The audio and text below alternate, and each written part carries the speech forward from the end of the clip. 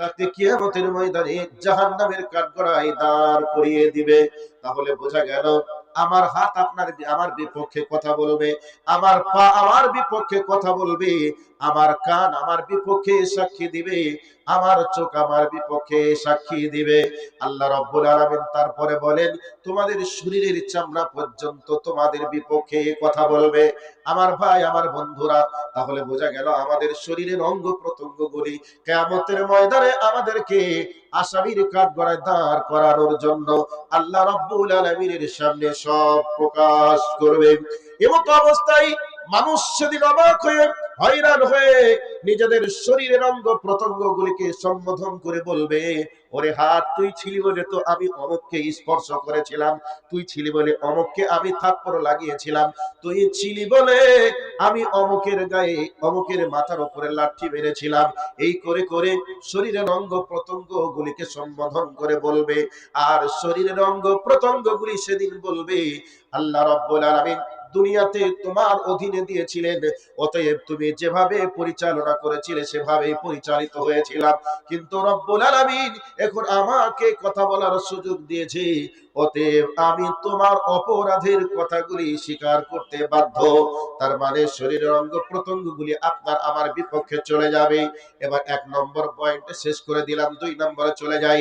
আল্লাহ রাব্বুল আলামিন বলেন, ইয়াউমা তুহাদ্দিসু আখবারাহা বিআন্না রাব্বাকা আওহা লাহা। আল্লাহ রাব্বুল আলামিন বলেন, কিয়ামতের ময়দানে জমিন সেদিন তার সংবাদকে প্রকাশ করে দিবে। সেই দিন জমিনকে বলবে, জমিন রে, তুমি তোমার সংবাদটা প্রকাশ করে দাও। কিয়ামতের ময়দানে জমিন সেদিন অডিও থেকে ভিডিও পর্যন্ত সব সেদিন রেকর্ড করে দিবেন। যে জায়গায় দাঁড়িয়ে বসে শুয়ে যে অন্যায়টা আমি আপনি করেছি সমস্ত কিছু অডিও থেকে ভিডিও পর্যন্ত জমিন রেকর্ড করছি। এবার আপনারা বলবেন, এটা কি সম্ভব? ভাই আমার, সামান্য একটা মোবাইলের মাধ্যমে যদি সব অডিও ভিডিও যদি রেকর্ড করে রাখা সম্ভব হয়, আজকে সন্ধ্যা থেকে এ পর্যন্ত যত আলোচক আলোচনা করেছেন, যত মানুষ স্টেজে বসেছিলেন, সমস্ত মানুষের ছবি সহ ভিডিও সবকিছু আপলোড এই মোবাইলের ভিতরে রয়েছে। 1 ঘন্টা 2 ঘন্টা 1 বছর পর যদি আমরা ওই মোবাইলকে যদি অন করি, আমাদের অডিও ভিডিও সবকিছু আসবে কি আসবে না? আসবে। তাহলে একটা মোবাইল যদি এগুলিকে রেকর্ড করে রাখা সম্ভব করতে পারে, তাহলে আমার আল্লাহ পাকের পক্ষে জমিনের কাছ থেকে অডিও ভিডিও রেকর্ড করে রাখা কি অসম্ভব হবে? না, অসম্ভব নয়, বরং সম্ভব। বিজ্ঞানীরা প্রমাণ করেছে যে মাটির ভিতরে এমন 5টা বৈশিষ্ট্য আছে, যে 5টা বৈশিষ্ট্যের মধ্যে একটা বৈশিষ্ট্য হলো ধারণ ক্ষমতা রক্ষা করা। একই সঙ্গে 5টা বীজ যদি আপনি মাটিতে গেড়ে দেন, তো 5টা বীজ থেকে 5টা গাছ বার হবে, আর 5টা গাছের 5 রকম ফল হবে, 5টা ফলের 5 রকম টেস্ট হবে। তাহলে একই মাটিতে একই জায়গায় একটা জায়গা থেকেই যদি 5টা ফল, 5টা গাছ, 5টা স্বাদ, এটা যদি প্রমাণ করতে পারে, এটা যদি সম্ভব হতে পারে, তাহলে এই মাটির পক্ষে কি অডিও ভিডিও রেকর্ড করা অসম্ভব হবে? হবে না, বরং সম্ভব হবে। বিজ্ঞানীরা বলেছেন যে 5টা বৈশিষ্ট্য, তার মধ্যে একটা হলো এ ধারণ ক্ষমতা রাখে। আর এই মাটি থেকে গবেষণা করেই মোবাইলের ভিতরে যে মেমোরি নামক চিপস নামক যে যন্ত্রটা আছে, সামান্য এই যন্ত্রের মাধ্যমে কোটি কোটি বক্তব্য, কোটি কোটি ছবি সব যদি রেকর্ড করে রাখা সম্ভব হয়, আমার আল্লাহ পাকের পক্ষে এটা অসম্ভবের কিছু নয়, বরং এটা সম্ভব। এর জন্য নবী করিম সাল্লাল্লাহু আলাইহি ওয়াসাল্লাম বলেছেন, ফাত্তাকুদ দুনিয়া ওয়াত্তাকুন নিসা। নবীজি বলছেন, হে আমার উম্মতেরা, তোমরা দুনিয়াকে ভয় করো, তোমরা মহিলাদেরকে ভয় করো। তো মহিলাদেরকে ভয় করতে বলেছেন, এটা বাস্তব কথা যে একটা পুরুষ আর একটা নারী যদি কাছাকাছি নির্জনে হয়ে যায়, তাহলে ব্যভিচার নামক অপরাধ হয়ে যায়। এর জন্য ভয় করতে বলেছেন, এটা বাস্তব কথা ঠিক আছে, তবে দুনিয়াকে কেন ভয় করতে বলেছেন, তার কারণ কি আছে? তার কারণই হলো এই, দুনিয়ার উপরে আমি আপনি যেথায় যে অবস্থায় যে কর্ম করব, সব অডিও থেকে ভিডিও পর্যন্ত রেকর্ড করে রাখবে। সম্মানিত উপস্থিতি, আজকের দিনে এটা নিয়ে অসম্ভবের কিছু নয়, সম্ভব। আপনি কোন একটা শপিং মলে গেলেন, তো শপিং মলে যাওয়ার পর দেখলেন কোনো কর্মচারী নাই, কোনো লোক নেই। এই অবস্থায় ওই শপিং মল থেকে কোনো একটা জিনিস আপনি যদি পকেটে ঢুকিয়ে নেন, আপনি কি শপিং মল থেকে বার হয়ে আসতে পারবেন? একটু কথা বলুন, পারবেন? পারবেন না। কেন? ওখানে সিসি ক্যামেরার মাধ্যমে সব কিছু রেকর্ড হচ্ছে। যখনই আপনি যেই জিনিসটা নিয়ে পকেটে ভরবেন, ওখানে সব কিছু রেকর্ড চলছে। যিনি বসে আছেন দেখার জন্য, সাথে সাথে একেবারে মেন গেটে সিকিউরিটি দাঁড় করিয়ে রাখবে। ওই ব্যক্তি অমুক কালারের জামা পরে আসছে, ওই ব্যক্তিকে আসার সাথে সাথেই তুমি ধরবে। আসার সাথে সাথে সিকিউরিটি আপনার হাত চিপে ধরে বলবেন চলেন জেলখানায়। কেন? যে আপনি অমুক কাউন্টার থেকে অমুক জিনিস আপনি আপনার পকেটে রেখেছেন। এ কথা বলে আপনাকে অ্যারেস্ট করবে কি করবে না? করবে। সম্মানিত উপস্থিতি, তাহলে গোটা পৃথিবীটা আজকে একেবারে ক্যামেরা বন্দী করা হয়েছে। আমরা বর্তমান সময়ে মানুষকে হয়তো ভয় করলেও করি, তার থেকে বেশি ভয় করি আমরা ক্যামেরাকে। কারণ ক্যামেরার মাধ্যমে সবকিছু অডিও ভিডিও সব রেকর্ড থাকছে। আর ওই জায়গায় ছবি সহ সব যখন প্রকাশ করে দিবে, এখানে আমার অস্বীকার করার কোনো জায়গা থাকবে না। সম্মানিত উপস্থিতি, আর একটা উদাহরণ দিই। উদাহরণ হলো, আপনাদের মসজিদের একজন ইমাম আছেন। ওই ইমাম সাহেব বাড়িতে রাত্রিতে উনি শুয়ে আছেন। এই অবস্থায় কোনো একটা চোর ওনার ঘরের ভিতরে প্রবেশ করে ওনার ঘরের দামি সম্পদগুলিকে গোছ করে ব্যাগে ঢোকাচ্ছে। ইমাম সাহেব কিন্তু দেখছেন, ভয়ে কিছু বলতে পারছেন না। কেন? তার হাতে অস্ত্র আছে। যদি এই রাত্রিতে আমাকে আঘাত করে, তাহলে আমি মরেও যাব, আমার সম্পদগুলি নিয়েও চলেও যাবে। কাজেই উনি চুপচাপ সব দৃশ্য দেখছেন, কিন্তু কিছু বলতে পারছেন না। চোর চুরি করে নিয়ে চলে গেল। ফজরের নামাজে ইমাম সাহেব মসজিদে, ফজরের নামাজের পর মুসল্লিদেরকে বলছেন, মুসল্লি আপনারা একটু বসে যান। ঠিক আছে, বসে গেলেন। এই অবস্থায় ইমাম সাহেব বলছেন, ও আমার সমাজের মুসল্লিরা, আপনাদের কাছে একটা অভিযোগ আছে। অভিযোগ হলো, অমকের বেটা অমক আমার ঘরের ভিতরে রাত্রিতে প্রবেশ করে এই জিনিসগুলি চুরি করে নিয়ে চলে গেছে। এই অবস্থায় ইমাম সাহেবকে জিজ্ঞাসা করেছে, অমকের বেটা অমক চুরি করেছিল, তার প্রমাণ কি আছে? ইমাম সাহেব তখন বলছেন, আমি নিজ চোখে দেখেছি। আচ্ছা ঠিক আছে। চোরকে সমাজের মানুষজন একত্রিত হয়ে ডাক দিল। এবার মানুষজন এসে বলছে, তুমি মাওলানার বাড়ি থেকে এই জিনিসগুলি চুরি করেছো, কেন তুমি চুরি করেছো বলো। এই অবস্থায় চোরের মায়ের বড় গলা। চোর তখন যুক্তি দিয়ে বলছে, আমি যে চুরি করেছিলাম তার প্রমাণ কি আছে? এই অবস্থায় মাওলানা বলছেন, বাবা রে, কে চুরি করেছে এটা আমি নিজে দেখেছি, এর থেকে বড় প্রমাণ আর কি হতে পারে? এই অবস্থায় মাওলানা সাহেবকে বলছি, মাওলানা সাহেব, আপনি আমার বিরুদ্ধে অভিযোগ দিচ্ছেন, অপবাদ লাগাচ্ছেন।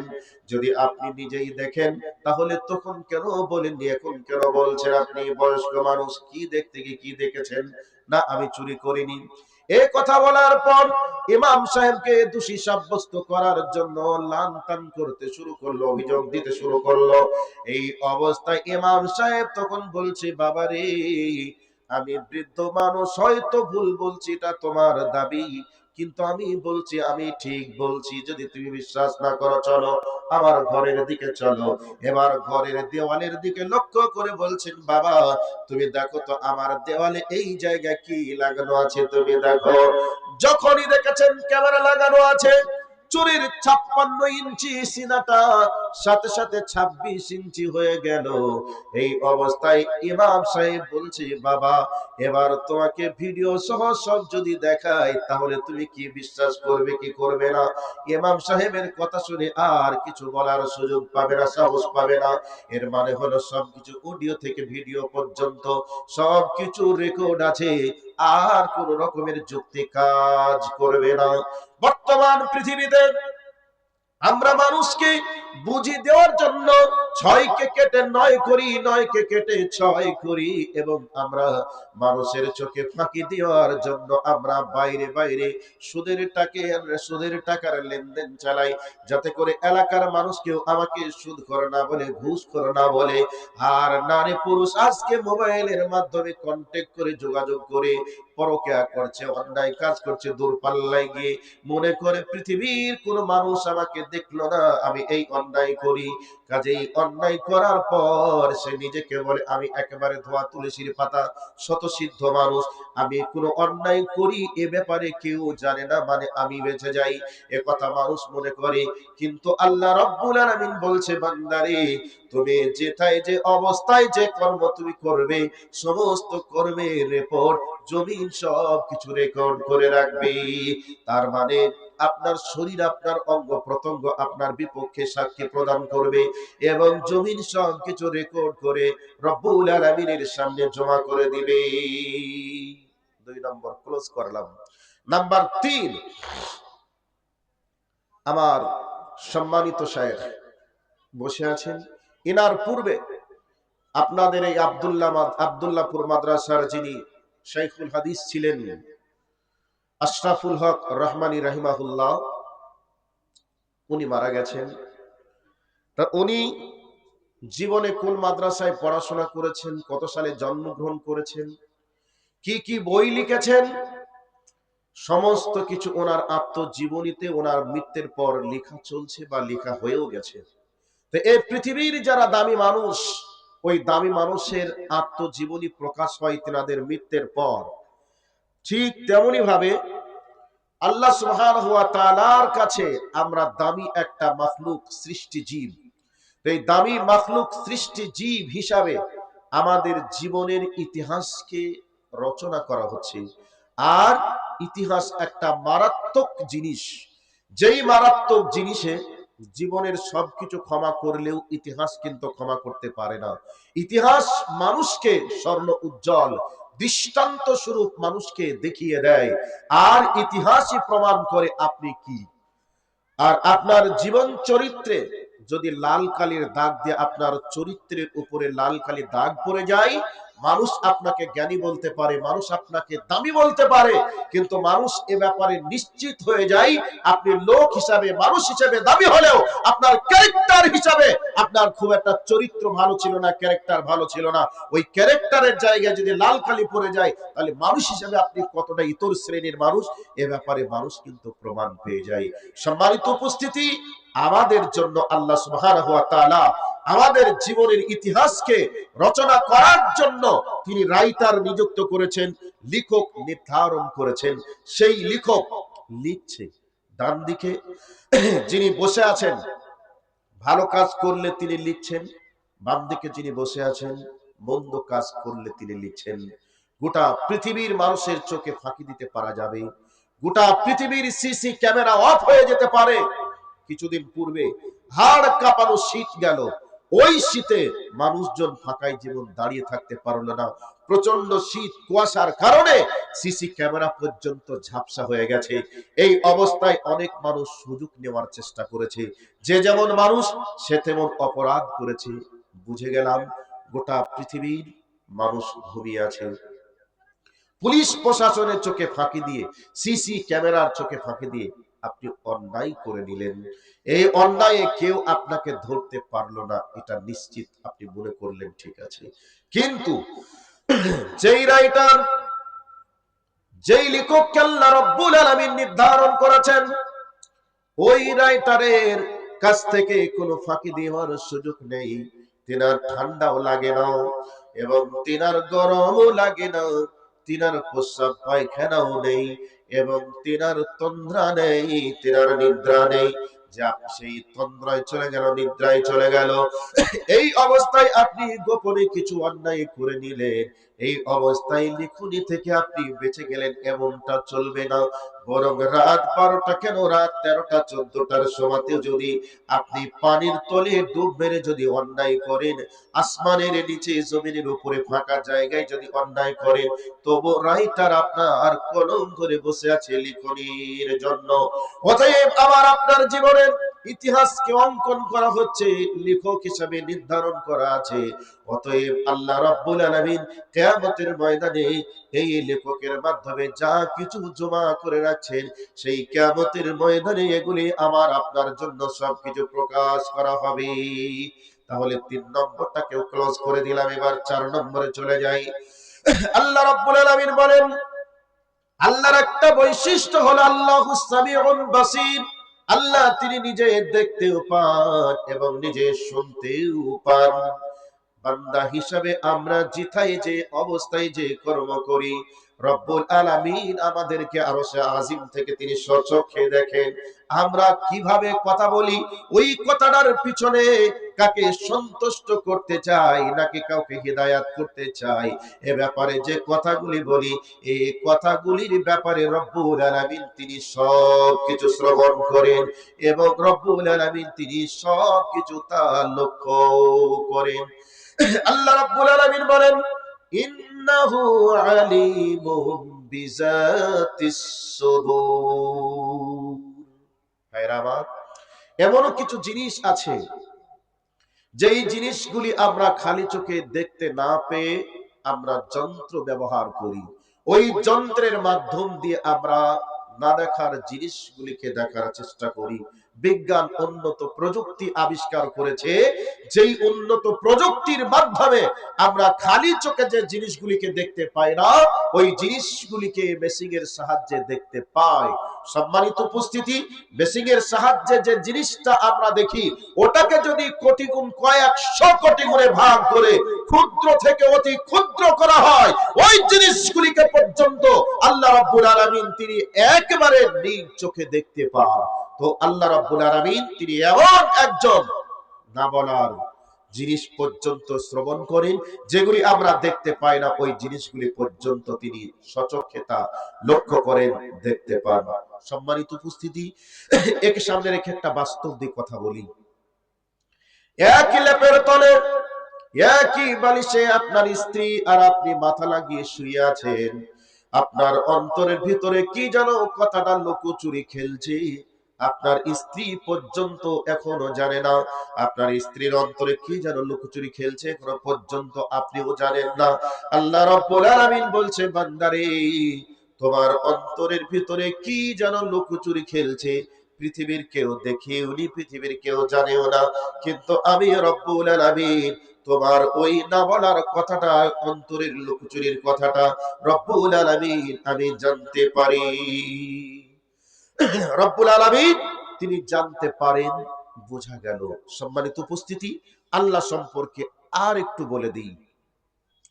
এই পৃথিবীর অনেক মানুষ আছে, বাস্তব দিয়ে মানুষকে এভাবে বোঝায় কি, যারা বিশেষ করে পীর আছে, ফকির আছে, তারা এভাবে কথাগুলিকে বলে, কি বলে যে এই পৃথিবীতে যদি তুমি অপরাধী হয়ে যাও, আর এই অপরাধী না নির্দোষী এটাকে প্রমাণ করার জন্য হাকিমের সামনে যেমন উকিল লাগে, ঠিক কিয়ামতের ময়দানে তুমি অপরাধী না নির্দোষী এটাকে প্রমাণ করার জন্য পীর লাগে।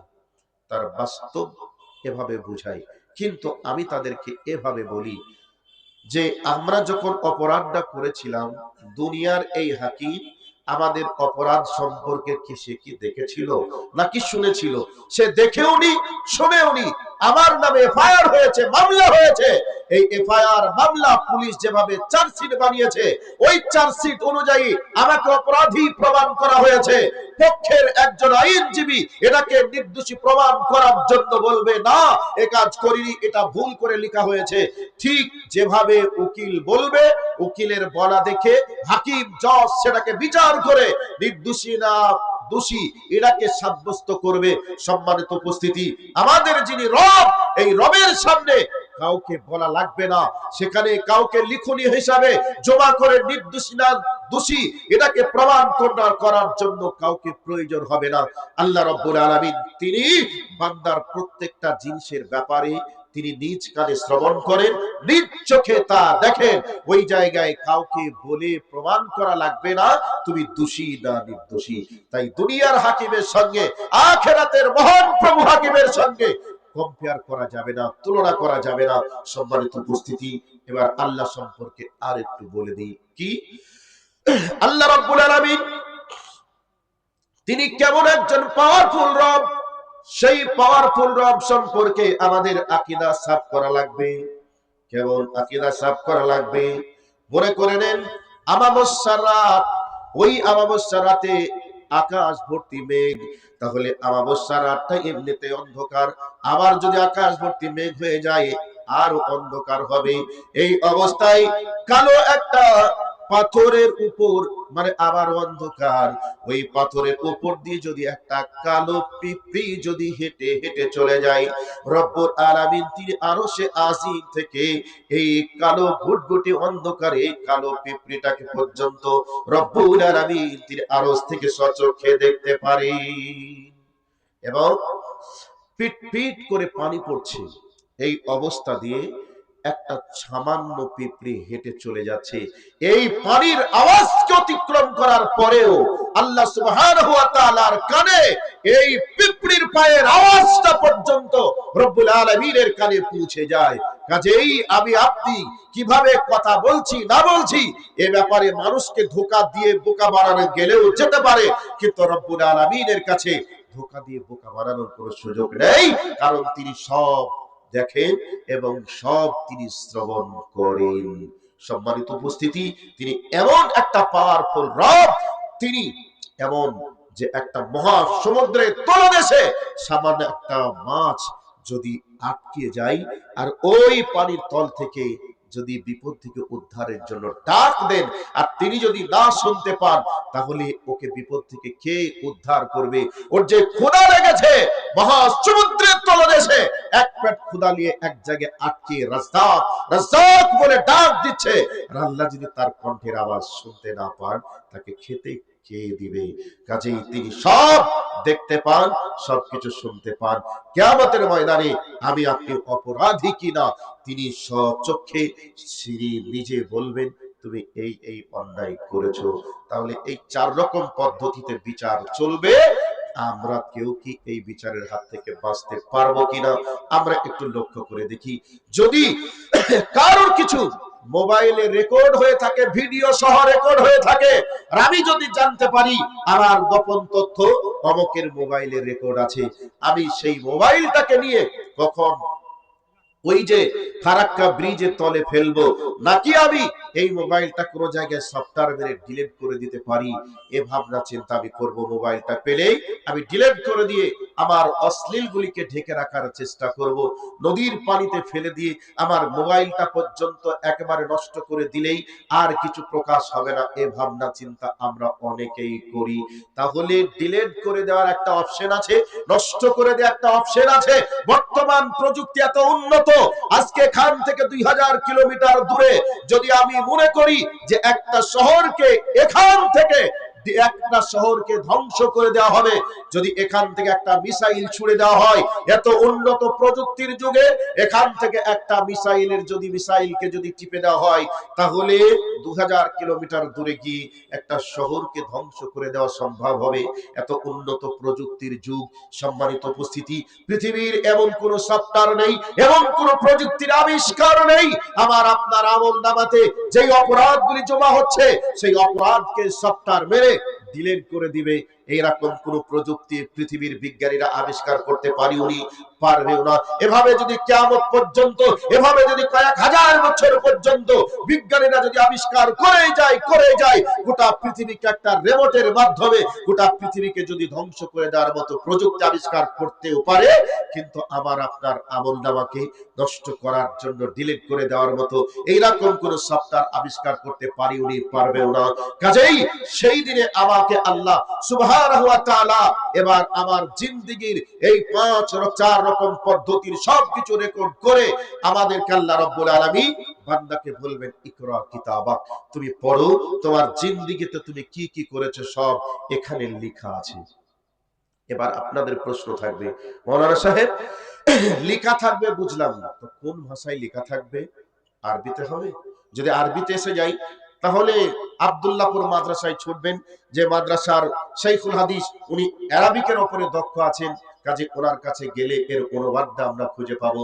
যদি ইংরেজিতে আসে তাহলে মাস্টারদের কাছে ছুটবো, মাস্টারের কাছে গেলে ইংরেজির অনুবাদটা আমরা জানতে পারবো। সম্মানিত উপস্থিতি, কাজেই কিয়ামতের ময়দানে সেদিন কাউকে আর অনুবাদও খোঁজার প্রয়োজন হবে না, কারোর কাছে গিয়ে আর অনুবাদ করিয়ে নেওয়ারও প্রয়োজন হবে না। আল্লাহ তার জবাবটা দিয়ে বলছেন, কাফাবি নাফসিক, সেদিন তুমি তোমার আমলনামা পড়ার জন্য তুমি যথেষ্ট হয়ে যাবে। তুমি কোথায় কি করেছো না করেছো সবকিছু ওখানে লেখা থাকবে। তুমি দেখবে, দেখে তুমি অবাক হয়ে গিয়ে সেদিন বলবে, মালি হাযাল কিতাব লা ইউগাদিরু সাগীরাতা ওয়ালা কাবীরা। সেদিন মানুষ অবাক হয়ে বলবে, আয় আল্লাহ, কি আশ্চর্য ধরনের কিতাব আমলনামা তুমি প্রস্তুত করে রেখেছো। এখানে ছোট্ট একটা ভালো কাজ করেছি তাও লিখেছো, মন্দ কাজ করেছি তাও লিখে রেখেছো, একটু তুমি বাড়িয়েও দাওনি, একটু তুমি কমিয়েও দাওনি। এদিন মানুষ এভাবে কথা বলবে। এরই জন্য আল্লাহ সুবহানাহু ওয়া তাআলা বলছেন, ফামান ইয়ামাল মিসকালা যাররাতিন খায়রান ইয়ারা ওয়া মান ইয়ামাল মিসকালা যাররাতিন শাররান ইয়ারা। সেদিন আল্লাহ সুবহানাহু ওয়া তাআলা সেই কিয়ামত সম্পর্কে তিনি বলেছেন, কিয়ামতটা যেমন হিসাব দেওয়ার দিন, কিয়ামতের ময়দানে হিসাবটা বুঝিয়ে দেওয়ার দিন। সেই দিনে অনুপরিমাণ যদি ভালো কাজ করেন তাও লেখা আছে, দেখতে পাবেন। অনুপরিমাণ যদি মন্দ কাজ করেন তাও লেখা আছে, সেদিন দেখতে পাবেন। আজকে এই মাদ্রাসাকে কেন্দ্র করে বাৎসরিক আয়োজিত সভা, এই মাদ্রাসার জালসায় বসে আছেন। আজকে ফেব্রুয়ারি মাসের 4 তারিখ, এই 4 তারিখ অডিও ভিডিও সবকিছু রব্বুল আলামিনের সামনে রেকর্ড থাকবে। আর এই দিনে যদি আপনি 500 টাকা, 5 টাকা, 10 টাকাও যদি এই মাদ্রাসার জন্য দিয়ে থাকেন, তাও জমা থাকছে, লেখা থাকছে, অডিও ভিডিও সব লেখা থাকছে। কিয়ামতের ময়দানে সব দিনের আলোর মতো পরিষ্কার দেখতে পাবেন। এ তো সেই পাপ, যেই পাপটা ওই মহিলা মাদ্রাসা, এ তো সেই মানে ভালো কাজ, এ তো এই সেই কাজ যে কাজটা ওই মহিলা মাদ্রাসার জন্য করেছিলাম। সম্মানিত উপস্থিতি, ভালো করলে তাও দেখতে পাবেন, মন্দ করলেও তা দেখতে পাবেন। সেই পজিশনটা হবে কোন দিনে? সেই পজিশনটা হবে, আল্লাহ রাব্বুল আলামিন বলছেন, কানা মিকদারুহু 50 আলফা সানা। সেই দিনের পরিধিটা হবে এই দুনিয়ার গণনা মত অনুযায়ী 50,000 বছর সমান একটা দিন হবে। ওই দিনে এইভাবে বিচার বিভাগ চালু হবে। সেই দিনে আমাদের মাথা থেকে মাত্র 1 মাইল দূরে সূর্য অবস্থান করবে। 1 মাইল বলতে আমরা যেভাবে কিলোমিটার, মাইলস, মিটার গণনা করি, ওই কিলোমিটার, মাইলস, মিটার নয়, বরং একটা সুরমাদানির ভিতরে যেই কাঠিটা থাকে, ওই কাঠি সমপরিমাণ ডিসটেন্সে আপনার মাথা থেকে সূর্যটা অবস্থান করবে। সম্মানিত উপস্থিতি, বর্তমান পৃথিবী থেকে সূর্যের দূরত্ব হচ্ছে 15 কোটি মাইল দূর। 15 কোটি মাইল দূর থেকে সূর্য তাপ দেওয়ার কারণে আমরা বেলা 12টা 1টা বেজে গেলে জমিনের উপরে খালি পায়ে চলতে পারি না।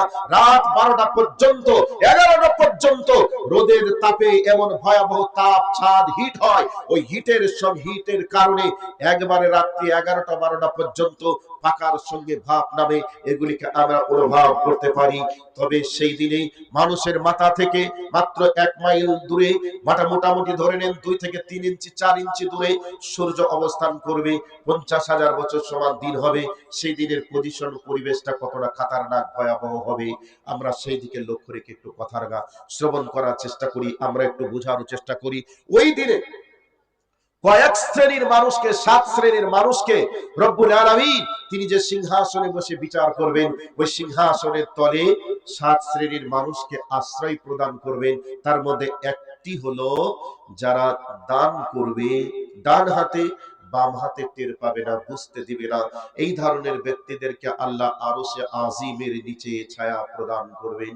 সম্মানিত উপস্থিতি, যেই দিনে মাথার মগজগুলি রোদের তাপে টকবক করে ফুটে, মানুষের মাথার মগজগুলি গলে নাক দিয়ে কান দিয়ে বার হবে, সেই দিন মানুষগুলি বিক্ষিপ্ত পতঙ্গের ন্যায় সাদৃশ্য অবলম্বন করবে।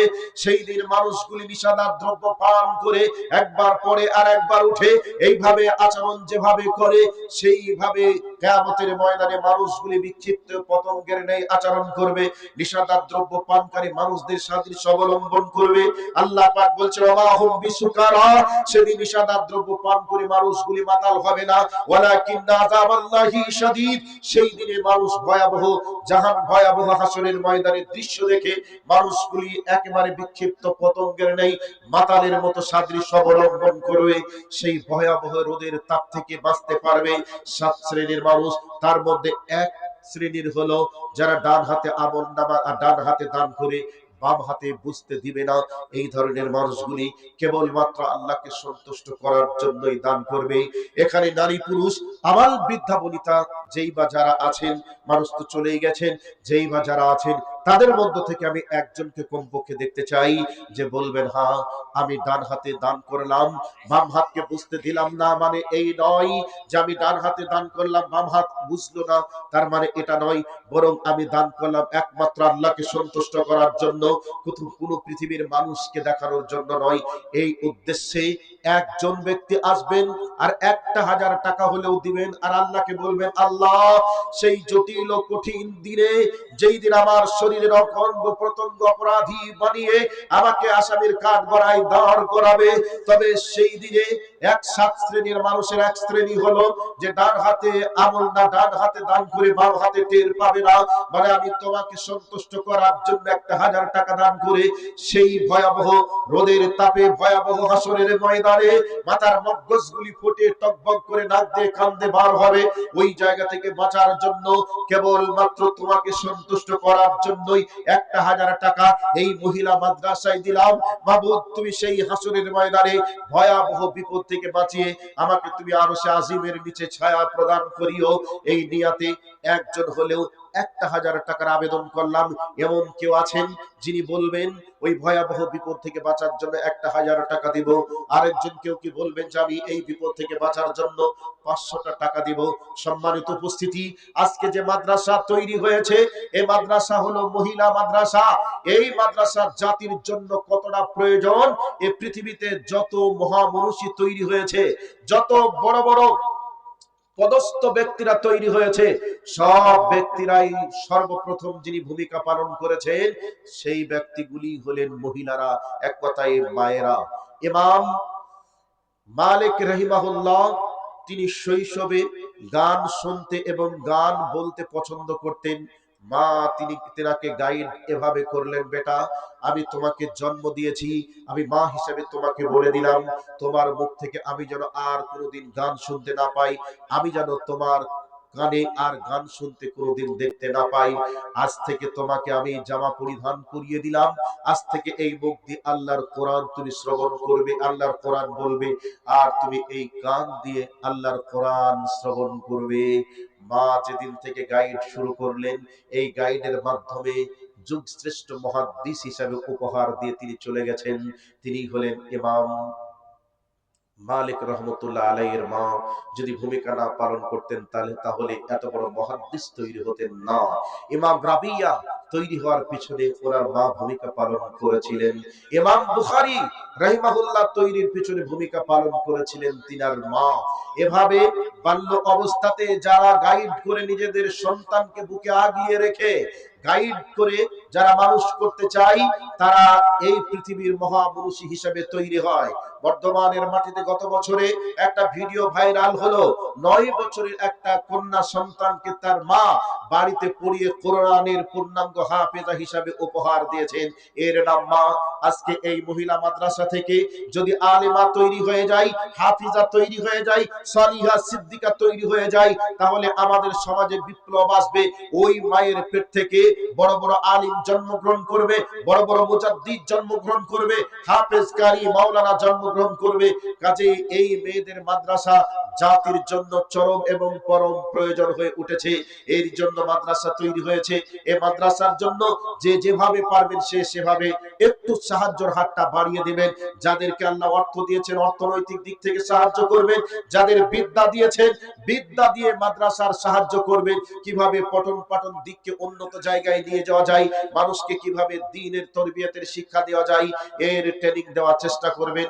যাদেরকে আল্লাহ দৈহিক শ্রম দিয়েছেন, দৈহিক ক্ষমতা দিয়েছেন, দৈহিক শ্রম দিয়ে তারা এই মাদ্রাসাকে একটু গড়ে তোলার জন্য আপনারা প্রাণপণ চেষ্টা করবেন। যাদেরকে আল্লাহ সামর্থ্য দিয়েছেন অর্থনৈতিক দিক থেকে তারা অর্থ দিয়ে সাহায্য করবেন। কাজেই আমি আপনাদের কাছে বলতে চাই, বক্তব্য সামনের দিকে বাড়ানোর সুযোগ পাচ্ছি না, কারণ সামনে শ্রোতা না থাকলে বক্তব্য রেখে লাভ কি হবে? মানুষ যদি না শুনে, যাদের জন্য শোনানোর প্রয়োজন, মাইক চলবে, বক্তা বক্তব্য রাখবে, তারাই যদি না থাকে তাহলে বক্তব্য কার সামনে রাখবো?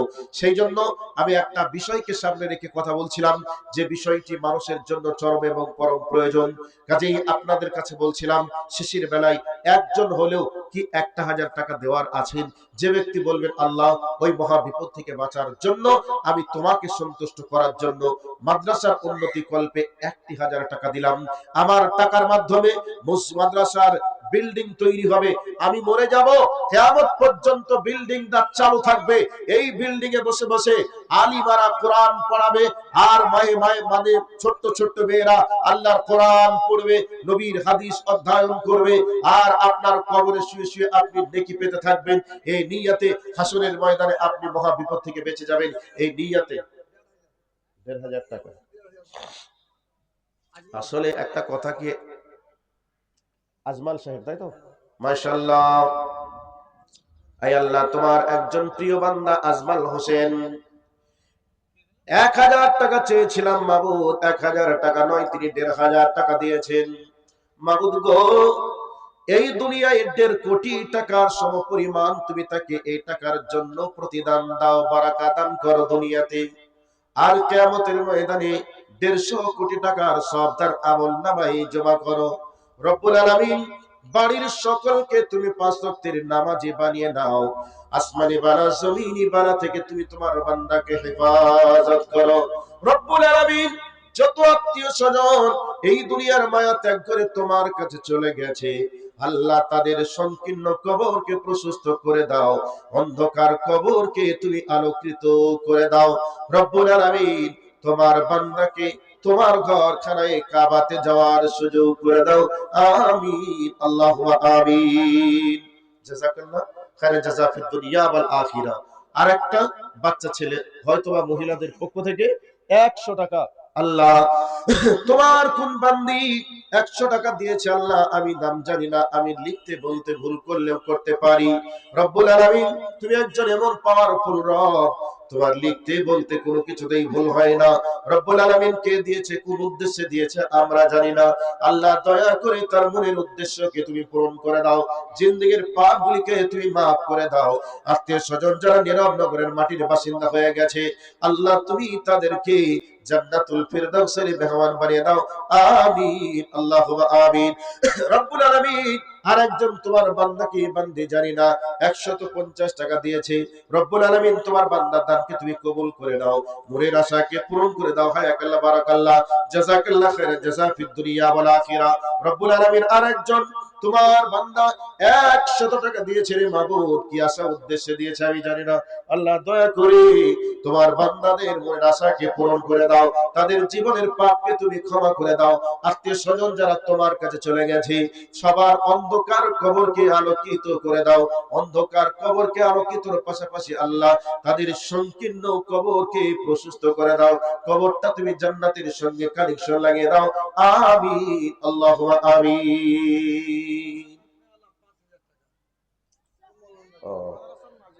মাদ্রাসার নাজিম সাহেব মাওলানা নাজমে আলম 5000 টাকা দিয়েছেন। রব্বুল আলামিন, মাদ্রাসার যিনি নাজিম, রব্বুল আলামিন তিনি নিজেই মাদ্রাসার খেদমত করেন, এরপরে মাদ্রাসার বিল্ডিং এর জন্য, মাদ্রাসার ছাত্রীদের কোরআন হাদিস পড়ার জন্য প্রতিষ্ঠানের প্রয়োজন আছে, বিল্ডিং এর প্রয়োজন আছে, সেই বিল্ডিং এর জন্য আল্লাহ 5000 টাকা দিয়েছে।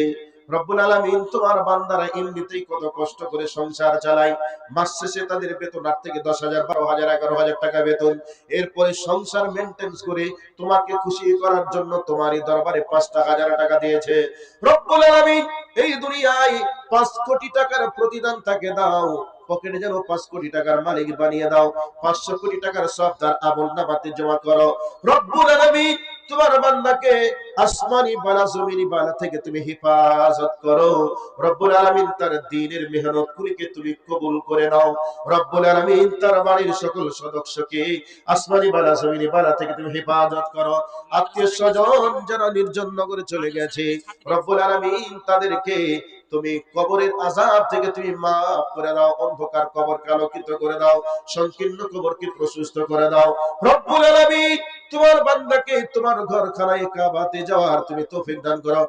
আমিন আল্লাহুম্মা আমিন। জাযাকাল্লাহু খাইরাল জাযা ফিদ দুনিয়া ওয়াল আখিরা। আল্লাহুম্মা সাল্লি আলাইহি আল্লাহুম্মা বারিক আলাইহি। রব্বুল আলামিন তোমার আরেকজন বান্দি এই মাদ্রাসার ছাত্রী 100 টাকা দিয়েছে রে আল্লাহ। রব্বুল আলামিন তাকে তুমি আলিমা হাফিজা সলিহা সিদ্দিকিয়া বানিয়ে দাও। রব্বুল আলামিন তাকে কোরআনের পণ্ডিত বানিয়ে দাও। রব্বুল আলামিন তাকে পূর্ণাঙ্গ কোরআনের হাফেজা বানিয়ে দাও, আলেমা বানিয়ে দাও। সাথে সাথে এই পৃথিবীর মাটিতে দ্বীনের তরবিয়তের শিক্ষা দিতে পারে সে তৌফিক তুমি দান করো। রব্বুল আলামিন রব্বুল আলামিন তার ব্রেনকে তুমি খুলে দাও, কোরআন হাদিসের জন্য তাকে কবুল করে নাও। তার বাবা মায়ের মুখকে আলোকিত করার তৌফিক তুমি দান করো। আমিন আল্লাহুম্মা আমিন। মা বোন, আপনাদের কাছেও যদি কিছু দেওয়ার মতো থেকে থাকে আপনারা একটু পাঠিয়ে দেন। আপনারা চলেও যাচ্ছেন, আর ঠান্ডা বেশ আজকে হঠাৎ পড়ছেও, আমরা অনুভবও করছি। রাত 12টা বেজে 15 মিনিট হয়েও গেছে। কাজেই আপনাদের কাছে যদি কিছু 100, 200, 20, 50 দেওয়া থাকে, দেওয়ার মতো আপনারা একটু দিয়ে যান। ভাই, আমরা দুনিয়াতে আছি, এক সময় থাকবো না। যেদিন আমরা চলে যাব, চলে যাওয়ার পূর্ব মুহূর্তে পৃথিবীর মানুষ শেষ ইচ্ছা প্রকাশ করার চেষ্টা করবে, আল্লাহ তুমি আমাকে একটু সময় দাও, আমি একটু দান করে নেককার হয়ে যাই। আল্লাহ আমাদেরকে আর সময় দিবে না। আমরা সেদিন কেউ বলবো না আমার বাড়ির ছাদের কাজটা চলছে, ছাদটা একটু কমপ্লিট করতে দাও, আমার মেয়ের বিবাহ দিচ্ছি, আমার জামাইয়ের মুখটা একটু দেখতে দাও, আমার ছেলে চাকরি করছে, পড়াশোনা করে চাকরি পাবে, আমার ছেলেকে চাকরির অ্যাপয়েন্টমেন্ট লেটারটা পেতে দাও। এই ধরনের কোনো ইচ্ছা প্রকাশ কেউ করবে না, বরং একটা ইচ্ছা প্রকাশ করবে, আল্লাহ আমাকে একটু সময় দাও, আমি দান করি, আমি নেককার হয়ে যাই, একটু সময় দাও। আল্লাহ এই সুযোগটা, এই সময়টা কাউকেই দিবে না। কাজেই আমরা একটু বেশি বেশি করে দান খয়রাত করার চেষ্টা করি। এখানে যারা অবস্থান করছেন প্রত্যেকের কাছে আবেদন থাকবে, মা, নারী, পুরুষ, আবাল, বৃদ্ধা, বনিতা সকলের কাছে অন্তর থেকে আবেদন করব, 100, 200, 20, 50, 10 করেও থাকলে আপনারা একটু দিয়ে আল্লাহর কাছে এ কথা বলে যাবেন, আল্লাহ আমি যতদিন বাঁচবো ততদিন পর্যন্ত আমাকে দ্বীনের উপরে অবিচল রেখে আমাকে দুনিয়া থেকে শেষ নিঃশ্বাস ত্যাগ করার তৌফিক দান করিও। মৃত্যুর মুহূর্তে হাসি মুখে আনন্দের চিত্তে আমাকে যাওয়ার সুযোগ দিও। সেদিন যেন আফসোস করতে না হয়, আল্লাহ এই সুযোগটা আমাকে দিও। এই লক্ষ্যে 5, 10, 20, 50 যার কাছে যা আছে একটু দেওয়ার চেষ্টা করবেন। একজন 500 টাকা আর একজন 100 টাকা, 600 টাকা দিয়েছে আল্লাহ। হ্যাঁ, আশিকুল 100 টাকা, 1000 টাকা, আশিকুল 1000 টাকা। তাহলে একজন 100 টাকা, একজন 500 টাকা, একজন 1000 টাকা। আল্লাহ তোমার বান্দারা কারা এটা আমরা হয়তো বা জানি না, তুমি জানো। আল্লাহ তোমার বান্দাদের মনের আশাকে তুমি পূরণ করে দাও, যত নেক নিয়ত আছে আল্লাহ তুমি পূরণ করে দাও। রব্বুল আলামিন তাদের দানের বাদাউলতে এই দুনিয়ায় আল্লাহ তাদেরকে প্রত্যেকের অবস্থা সচ্ছল করে দাও। রব্বুল আলামিন অসুস্থ যদি কেউ থাকে তাকে শিফায়ে কামেলা আজিলা দান করো। আয় আল্লাহ, কেউ যদি দারিদ্রতা অবস্থায় থাকে আল্লাহ তার অবস্থাকে সচ্ছল করে দাও। আর পরিবারের কেউ যদি অসুস্থ থাকে আল্লাহ সকলকে তুমি শিফায়ে কামেলা আজিলা দাও।